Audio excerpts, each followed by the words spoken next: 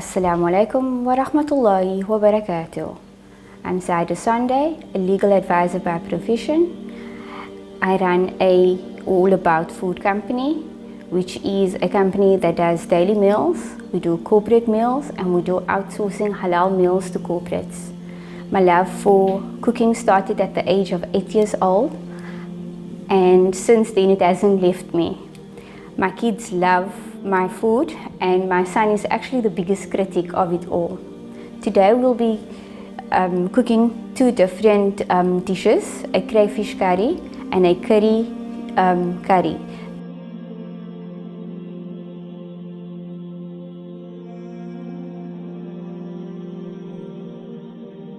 The curry is a yogurt based curry.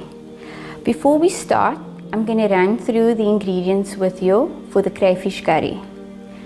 We're going to use grated tomatoes, coriander powder,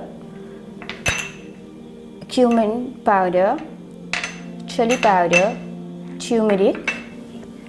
We're going to use salt, some sugar, tomato paste, and some lime juice. For the curry, we're going to use yogurt. I use a double cream yogurt because I find that it doesn't curdle as normal yogurt. I'm using a paste of chilies and coriander, some fresh chilies, coriander leaves, and some curry leaves. We're going to start now with the crayfish curry. I'm going to heat my pot on a moderate heat, not too high. Just want to get my pot on. We're going to cook about a half a kilo of crayfish, so we're going to require about 2 tablespoons of sunflower oil. I'm going to add some oil to the pot. While the oil is heating up, I'm going to add some curry leaves. This will just enhance the flavor of the crayfish curry. I'm just going to wait for the oil to heat up before I add the grated tomato. Before we start with the crayfish curry, I'm going to explain to you how I made the paste. I prefer a paste compared to just throwing in the spices as is. So in a food processor, I add some coriander powder, which is this, some cumin powder, some chili powder, and some turmeric with a few sprigs of garlic, and I blend it. Oops, the oil is a bit too hot, and that's how I got to this paste, which makes the curry much smoother and more delicious to eat. So I'm going to add my 500 gram tomato, which I grated, to my curry leaves and my oil. Whenever I'm cooking fish, my daughter, my 5-year-old daughter, she closes all the doors in the house because the entire house smells like fish. And I've learned to leave the front door open and the back door open so that the fish smell can actually escape in the house, because she doesn't eat fish and she hates crayfish and prawns. Okay, so while the tomato is cooking, I'm going to add about 2 tablespoons of the paste. You could add more if you want more heat. I prefer spicy food than too hot food because then you don't actually really enjoy the food if it's too hot. Okay, so you add your paste and you stir, and you'll see the oil starts to evaporate on top. And I've learned over the years that once you have oil on a fish curry or a crayfish curry, you're actually becoming a pro at it, because the oil on top makes it top class, as my mom would always say. Okay. So I'm going to taste. I think it needs salt. You can add salt to your own requirements, because I know a lot of people don't like a lot of salt in their food. So while that's cooking, I'm going to add some tomato paste. The tomato paste is just to make it a bit, like, it gives it a bit of a spicy, sour type of taste which I actually like in a crayfish curry. I'm going to add 2 teaspoons of sugar. The sugar is there just to take the sourness of the tomato paste out, so it neutralizes the flavors. It's smelling amazing already. So while that's cooking for about 8 minutes, this curry doesn't cook very long. I want to run through how to clean the crayfish tails. I know my mom hates cleaning crayfish and prawns because it's just too much work, but it's actually quite simple. I've cut the tail in half. So all you do is you just take a kitchen scissors and you cut it down and you pull the vein that's there and you just clip off these, what do you call them, scales, and there we go. And what I do is I like to rinse it and use some roller towel just to pat it dry, because crayfish also retains water. So if you're going to have too much liquid in your crayfish, you're going to have a watery curry. And I like a thick based curry, which I prefer. So this is cooking. So we're going to give it another few minutes. And then we're going to add our crayfish to the curry.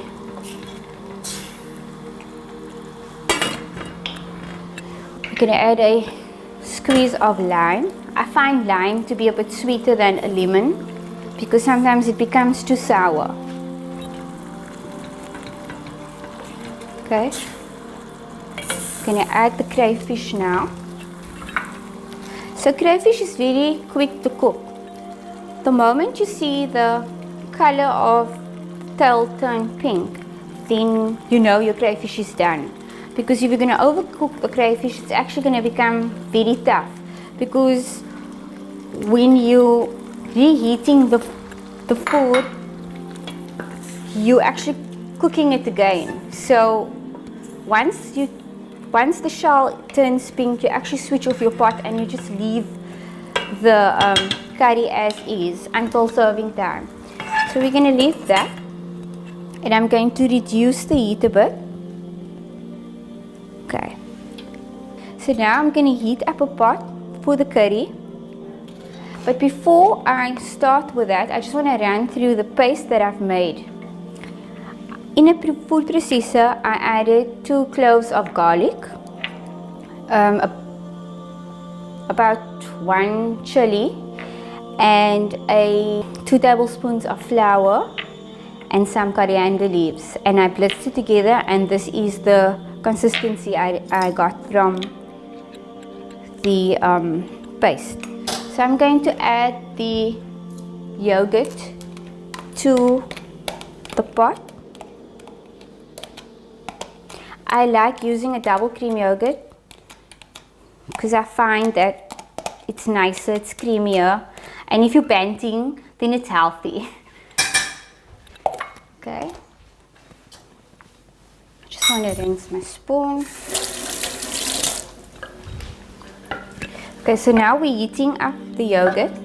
Please, you need to take care here, because if your pot is too hot, the yogurt is going to curdle and you're going to have sour milk, which is not cool. So we're just checking up on our curry and it's almost ready. So I'm going to add the paste to the yogurt. And then we're going to add some turmeric powder just to give it a bit of that yellow curry color. So like a pinch, because we're using a cup of yogurt, a pinch of chili powder and a pinch of fennel powder, or bishop as they call it. And we're going to add some garlic. We're just going to heat that through. And we're going to add some butter. Okay. So once that's all warm, okay, so back to the crayfish curry. The shells have turned pink. So now before we switch off the pot, we're going to add some coriander leaves. Our crayfish curry is ready. So I'm just going to put off the pot because we don't want to have rubbery crayfish. And I think our curry is almost getting there. I don't want it to curdle. So once your butter has melted, you will find that it will turn a nice yellowish, greenish color. And please taste, because tasting is important when you're cooking. So we're going to add some salt. We're going to add some curry leaves. And then we're going to add some coriander leaves, my favorite. Okay, the butter has almost melted. And we're almost good to go for supper.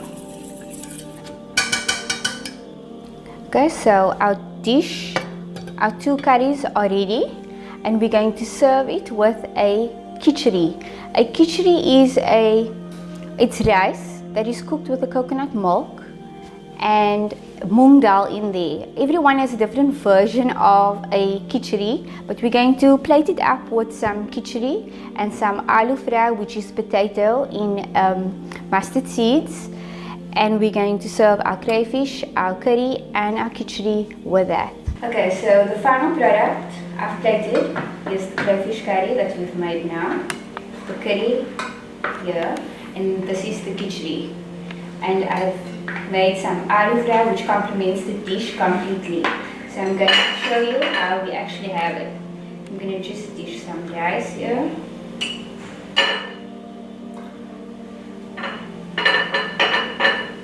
My recipes will be on CookHalaal's website and the blog, so please follow the blog. There'll be much more Indian cuisine on there, so please have a look at the blog, website. So this is how we do it. We add the curry over the khichdi. I'm going to scoop a crayfish tail on the side, some curry. We're going to add some aloo fry, which is just potato with some mustard seeds. Bon appetit!